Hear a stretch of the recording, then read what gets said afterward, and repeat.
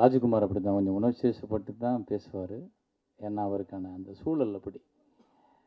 அவர் எங்கேயோ ஒரு இடத்துல ஒரு படத்தை எடுத்துட்டு அந்த படத்துக்கு ஆட்கள் வரல, கூட்டம் இல்லை, படத்தை தூக்கிட்டாங்க. முதல் நாளே நிறைய இடத்துல தூக்கிட்டாங்க. 2வது நாள் சில இடங்கள் மட்டும் ஓடுது, அதுவும் இன்றைக்கி எடுத்துருவாங்கன்ற காலகட்டத்தில் எனக்கு திடீர்னு அந்த படத்தை பற்றின செய்தி ரோகிணி மேடம் சொல்கிறாங்க, சார் இப்படி ஒரு படம் பார்த்தேன், ரொம்ப நல்லா இருந்துச்சு, நீங்கள் அவசியம் பார்க்கணும் அப்படின்னு. அவங்க இவ்வளோ சொல்ல மாட்டாங்களே அப்படின்னு சொல்லி, சரி போட சொல்லுங்கள் பார்ப்போம்னு கேஷுவலாக போய் இந்த தேவி ஸ்ரீதேவி தேட்டரில் பார்க்குற அந்த படத்தை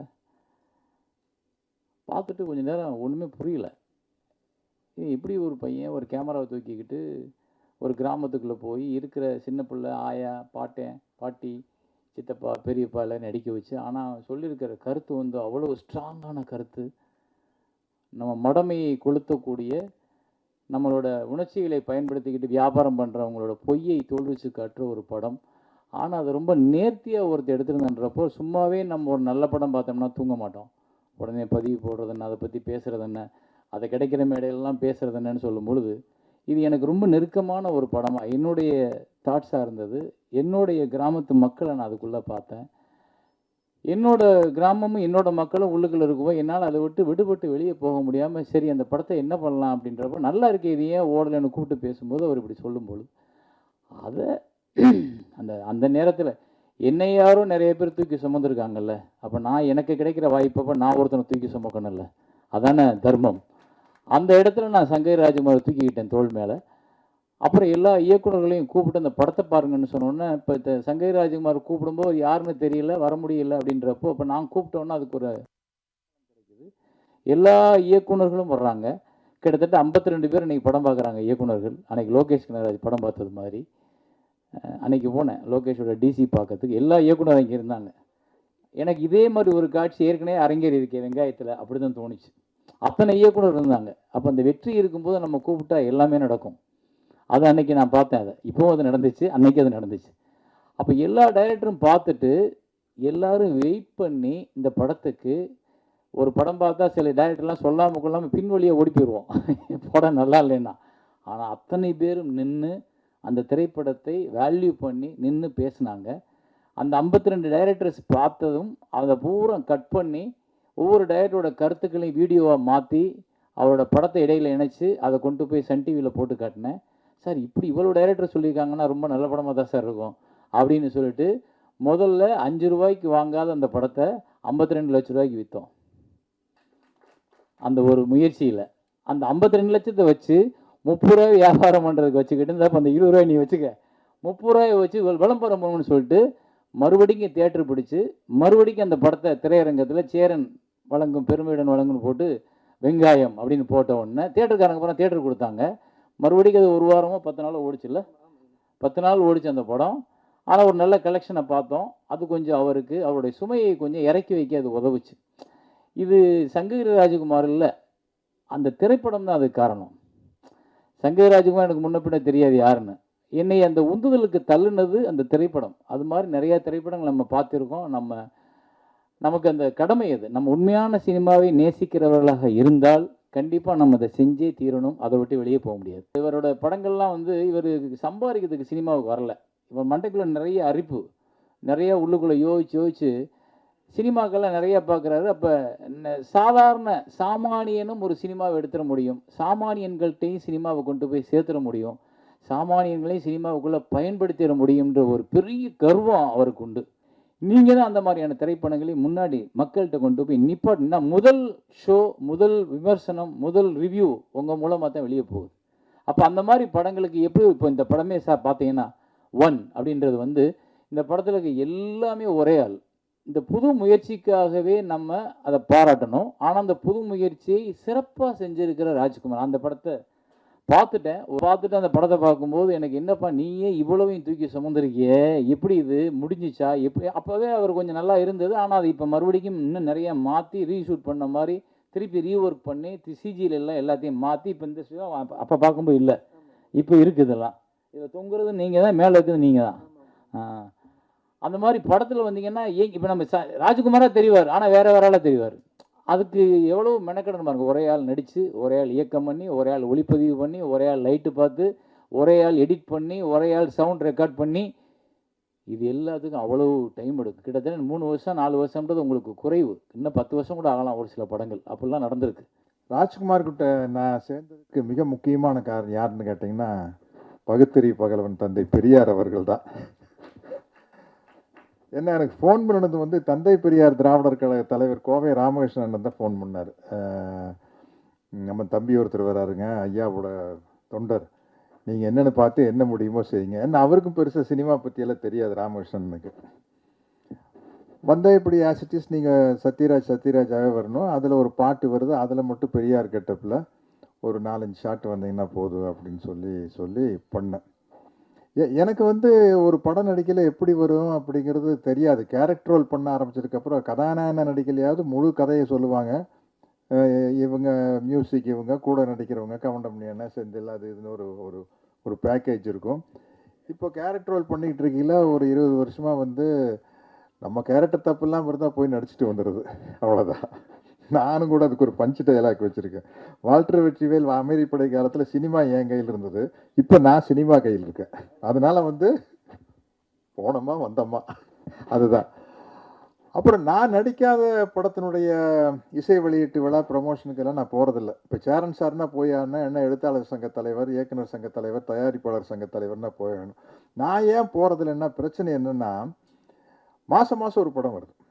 அது நான் போன மாதம் வந்து சாருகேசி, இந்த மாதம் ஜேடி நாயுடு, அடுத்த மாதம் மண்டாடி வருது. இப்போ நம்ம நடித்த படத்தை பற்றி நம்மளுக்கு சின்ன விமர்சனம் மனசுக்குள்ளே இருந்தாலும் கூட அது மேடையில் சொல்கிறது நாகரிகம் இல்லை. அந்த படத்தை பற்றி புகழ்ந்துதான் பேசியானும். என்கிட்ட இருக்கிற மிஸ்டேக் ஒரு 2 பால் ஓவராகவே போடுவேன், எக்ஸ்ட்ராவாக 2 பால் போடுவேன். ஏன்னா மனிதர்களுடைய சந்தோஷம், குறிப்பாக கலைஞர்களுடைய சந்தோஷம் வந்து அங்கீகாரத்துக்காக ஏங்குவது தானே, பாராட்டுக்காக ஏங்குவது அப்படிங்கிறத மனிதனுடைய மனமே. அதனால அதை நம்ம ஃபுல்ஃபில் பண்ணிட்டு போவோமே. நான் மணிவண்ணன் சார்லாம் சும்மா தமாஷா சிரித்து பேசினேன். தலைவரை ஐஸ் வைக்கிறதுனா சின்ன கியூபெல்லாம் வைக்கக்கூடாது தலைவரை, பெரிய பாரை தூக்கி போட்டு அடிச்சிடணும். ஒன்றா அவன் மண்டை உடையணும், இல்லாச்சு ஐஸ் உடையணும், 2ல் ஏதோ வைக்கிற ஐஸை அப்படி வச்சுட்டு போயிடணும் அப்படின்னு சொல்லுவேன். பட் இந்த படத்துக்கு நான் ஏன் வந்தேன் அப்படின்னா, வெங்காயம் படம் பார்த்து பிரமிச்சு போயிட்டேன். ஏன்னா நான் போய் ஒரு நாள் நடிச்சுட்டு வந்தேன், 2 நாள் நடிச்சுட்டு வந்தேன். மற்றபடி உள்ளே என்ன இருக்குதுன்னு தெரியல. படம் பார்த்தப்ப என்னடா இவ்வளோ பிரமாதமாக இருக்குது, இது என்ன டேக் ஆஃப் ஆகிறது கஷ்டம், எனக்கே தெரியும். நான் தெரியாதனமாக வில்லாதி வில்லன் ஒரு படம் டைரக்ட் பண்ணேன். அதுவே வந்து எனக்கு ஒரு 125 படத்தில் நடித்ததுக்கப்புறம் ஒரு படம் டைரக்ட் பண்ணல. அப்போ தான் நடிப்புங்கிறது எவ்வளோ சுகமான வேலைன்னு தெரிஞ்சது. ஏங்க ஒரு படம் டைரக்ட் பண்ணுறோடு விட்டீங்க? ஏங்க ஆர்ட் டைரக்டர் கலை வந்து பேசுவார், இது சோஃபா போடலாமா சேர் போடலாமா, கலை நீங்கள் தலைவரை கொஞ்சம் சோஃபா இருந்தால் பெட்டராக இருக்கும் அப்படின்னா, நக்மாவோட காஸ்டியூமர் வருவார், சார் புடவை கொடுக்கலாமா சார், சுடிதார் கொடுக்கலாமா? அவங்ககிட்டயே கேளுங்க, அவங்களுக்கு தெரியாதான். சரி சுடிதார் கொடுங்கன்னு டைலாக் எழுதலாமான்னு போகையில் ஹேர் ட்ரெஸ்ஸர் வருவார், சார் நக்மாவுக்கு கொண்டையா லூஸ் ஹேரா ஜடையா சார்? அம்மா தேவையா உனக்கு டைரக்ஷன்? ஃபைட் மாஸ்டர் ரேம்பர் வாசிங்கர் வந்து, சார் நாளைக்கு எத்தனை ஃபைட்டர் வச்சுக்கலாம் அப்படிங்கிற ப்ரொடியூசர் ராம்நாத் நின்றுட்டே இருப்பார். 50ன்னு சொன்னால் அவர் வருத்தப்படுவாரா? ஒரு 10 சொன்னால் 10னா ஸ்டண்ட் மாஸ்டர் வந்து, சார் 10 பேர் வச்சு எடுத்தால் நல்லா இருக்காது சார், கிராண்டாக இருக்காது பாரு. இவ்வளோ சிகலுக்கு நடுவில் படம் இதையெல்லாம் முடிச்சுட்டு மாமன் மகள்னு ஒரு படம் போகிறேன்னா, ஜோடி மீனா, மணிவண்ணன், கவுண்டமணி அண்ணன், குருதனவால் டைரக்ஷன், பொள்ளாச்சியில் அப்படியே சொர்க்கமாக தெரியுது. ஷார்ட் அடினா போனோம், ஸ்டார்ட் கேமரா ஆக்ஷன் நடித்தோம், கட்டுனா வந்து உட்காந்தோம், உலக அரட்டை அடிச்சுட்டு அங்கே லொக்கேஷன் இல்லாத மற்ற எல்லா நடிகர்களை பற்றி கலாய்ச்சிட்டு, இருக்கிறவங்கள பற்றி பேச முடியாதுல்ல, இல்லாதவங்கள பற்றி எல்லாம் பேசி ஜாலியாக இருந்தது. இப்போ உண்மையிலேயே இந்த படம் வந்து எனக்கு பிரமிப்பாக இருக்குது. ஒன் மேன் ஆர்மின்னு சொல்கிற மாதிரி ஒன் மேன் ராஜமௌலின்னு நினைக்கிறேன், ஒன் மேன் பாகுபலி அப்படிங்கிற மிகப்பெரிய வெற்றி அடைய வாழ்த்துக்கள், நன்றிகள். எவ்வளவோ மேடைகளை சந்திச்சிருக்கோம். சமீபத்தில் இப்போ கூட அண்ணன் கேட்டார், என்ன நீங்கள் மாதத்துக்கு ஒரு படம் ஏதாவது விழா நடத்துவீங்க, இப்போ பண்ணுறதில்ல. நான் சமீப காலங்களில் வந்து கிட்டத்தட்ட ஒரு 2-3 வருடங்களாக டப்பிங் படங்கள் எதுவும் பண்ணுறதில்ல. ஒரு நேரடி படத்தை எடுத்து அந்த படத்துலேயே இருக்கேன். அவர் என்ன கொஞ்சம் அதிகமாக பெருமையாக சொல்லிட்டார். ஆனால் உண்மையிலே ஒரு மனிதன் தனி மனிதனாக எல்லா வேலைகளையும் செஞ்சு அவரே எல்லா கதாபாத்திரமும் நடித்து ஒரு படம் எடுக்கணும் அப்படின்னு எடுக்கிறேன் அப்படின்னு சொல்லும்போது முதல்ல எனக்கு கூட எல்லாரும் மாதிரியான ஒரு சின்ன கேள்விக்குறி இருக்க தான் செஞ்சது. ஆனால் அவர் வேலை செஞ்ச விதம் ஏன்னா அவர் சொன்னார் இல்லைங்களா, எல்லாத்துக்கும் ஆதாரம் இருக்குன்னு. அந்த ஆதாரத்தில் நானும் ஒரு ஆதாரம். என்னன்னா, அவர் மட்டும்தான் இந்த பக்கம் டப்பிங் தியேட்டர்லேயும் அவர் தான் ஒர்க் பண்ணார், இந்த பக்கம் மிக்சிங் தியேட்டர்லேயும் அவர் தான் ஒர்க் பண்ணார். அதனால் அது முடிஞ்சதுக்கு பின்னால் அப்புறமா படத்தை இப்போ நான் சமீபத்தில் பார்த்தேன். பார்த்த பின்னால் ஒரு மாதிரியான மனசு வந்து ஒரு வகையில் நெகிழ்ச்சியில் பெருமை அடைஞ்சிருச்சு. என்ன காரணம்னா, அந்த படத்தை எப்படி எடுக்கணுமோ அப்படி சரியான தொழில்நுட்ப தரத்தில் மிக அற்புதமான ஒரு படமாக அவர் உருவாக்கியிருக்கார். எல்லாருக்கும் ஒரு கேள்வி இருக்கு, என்ன சங்ககிரி ராஜ்குமார் அவரே ஹீரோவாக நடித்து, அவரே ஹீரோயினியாக நடித்து, அவரே வில்லனாக நடித்து, அவரே தோழர்களாக நடித்து, அவரே அம்மாவாக நடித்து, அவரே வந்து கூட்டத்தில் இருக்கக்கூடிய பெருந்திரள் கூட்டத்தில் இருக்கக்கூடிய மனிதர்களாக நடித்து எப்படி இதெல்லாம் சாத்தியமாகுமா அப்படின்னு கிட்டத்தட்ட ஆயிரக்கணக்கான கதாபாத்திரங்களை ஒரு மனிதராக பண்ணியிருக்கார். ஒரு கைதட்டல் கொடுக்கலாம் நீங்கள். ஆனால் அதை வந்து எப்படின்னு கேட்டிங்கன்னா, ஒரு என்ன சொல்கிறது, ஆர்வத்தில் செஞ்ச வேலையாக இல்லை, ரொம்ப அனுபவத்தில் நுணுக்கமாக செஞ்ச வேலையாக இருக்குது. ரொம்ப நன்றி சார். எனக்கு நீங்கள் தொடக்கத்தில் பண்ண உதவி மாதிரியே இப்போ வந்து நீங்கள் பேசுனதையும் நான் ரொம்ப முக்கியமானதாக நினைக்கிறேன். ரொம்ப முக்கியமான ஒரு படம். நிறைய இந்த மாதிரி பிரம்மாண்டமான படங்கள்லாம் வந்திருக்கு. அதுவும் குறிப்பாக நம்ம இந்திய சினிமாவில் வந்து தொழில்நுட்ப ரீதியாக ஒரு முக்கியமான ஒரு மைல்கல்லை எட்டின படம் இது. நிறைய படங்கள் தொழில்நுட்பத்தில் வந்து ரொம்ப நுட்பமாலாம் பண்ணியிருக்காங்க. ஆனால் வந்து அதுக்கு பின்னால் ஒரு ஆயிரக்கணக்கான ஆட்களுடைய ஒரு தொழில்நுட்ப வல்லுநருடைய உழைப்பு இருக்கும், பெரிய பெரிய பொருளாதாரம் இருக்கும், பெரிய நிறுவனங்கள் இருக்கும். ஆனால் அது எதுவுமே இல்லாமல் ஒரு தனி மனிதனாக ஒரு பெரிய முயற்சியை வந்து ராஜ்குமார் தோழர் பண்ணியிருக்கிறாரு. அதுக்காக தான் நான் அது கூட வந்து நிற்கிறேன். ஏன்னா இது வந்து ஒரு சினிமா வந்து ஒரு காட்டுத்தனமாக நேசிக்கிற ஒருத்தன் வந்து, அதிலும் வெறுமனே சினிமாவை மட்டும் நேசிக்காமல் அதுக்குள்ளே இந்த சமூகத்துக்கு ஏதாவது ஒரு கருத்தை சொல்லணும் அப்படிங்கிற ஒரு அங்கலாய்ப்பு இருக்குல்ல, அப்படிப்பட்ட ஒரு கலைஞன். அதனால நம்ம துணை நிற்கணுன்ட்டு இந்த படத்துக்கு அந்த அடிப்படை தான் நான் கூட வந்து நின்னேன். ரொம்ப நீங்கள் படம் பார்க்கும்போது உங்களுக்கு புரியும், ஒரு நபராக வந்து இவ்வளோ வேலைகளை செய்ய முடியுமா அப்படின்னு சொல்லிட்டு. தமிழ் சினிமாவை நேசிக்கிற, இல்லை சினிமாவை நேசிக்கிற அத்தனை கலைஞர்களும் அத்தனை ஜாம்பான்களும் இந்த படத்துக்கு வந்து உறுதுணையாக நிற்கணும் அப்படிங்கிறத இந்த நேரத்தில் நான் வேண்டுகோளை எடுத்துக்கிறேன். நீங்களும் இந்த படத்தை பார்த்துட்டு மக்கள்கிட்ட கொண்டு போய் சேர்த்துறதுல இந்த உலகத்தில் யாருமே செய்யாத ஒரு முயற்சி ஒரு தமிழனா நான் செஞ்சு முடிச்சிருக்கேன்.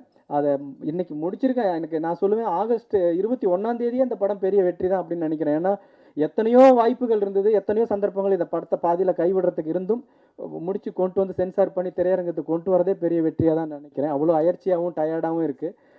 அது எல்லாத்தையும் உங்களுடைய ஆதரவான கருத்துக்களும் மக்கள்கிட்ட கொண்டு போய் சேர்த்தக்கூடிய உங்களுடைய முயற்சிகளும் இதுக்கு சப்போர்ட்டாக இருக்கும்னு நினச்சி நான் சொல்லி அனைவருக்கும் நன்றி சொல்லி விடைபெறுகிறேன். நன்றி.